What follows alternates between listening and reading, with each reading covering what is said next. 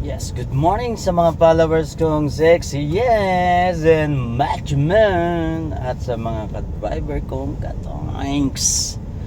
Yan, ang topic po natin ngayon mga tanks tungkol po sa ating sarili, driver.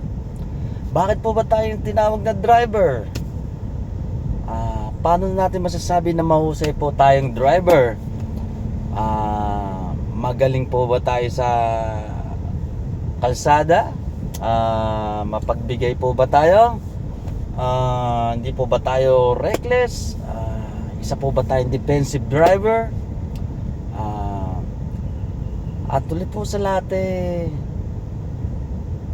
magaling ba tayo mangalaga ng ating mga pasahero? Para sa mga naghahanap buhay at para sa mga katoings ko naman, nadala nyo lang ang inyong mga boss.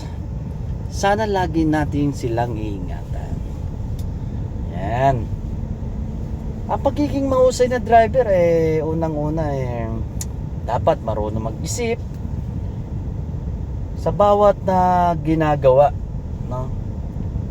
Hindi lang porket may enforcer tsaka lang po tayo susunod sa batas trapiko.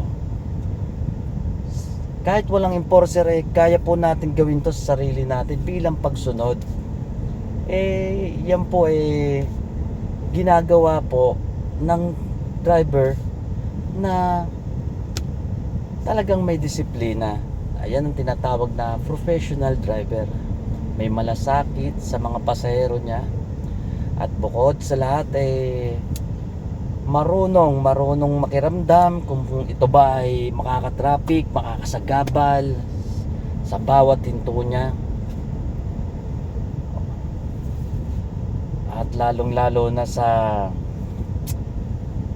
pagrespeto.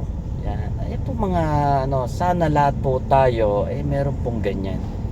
Kahit ako po mismo, mga sinasabi ko ay ginagawa ko po yan para pagdating po ng panahon lahat po tayo mga driver mataas po ang tingin sa atin ng bawat sakay po natin.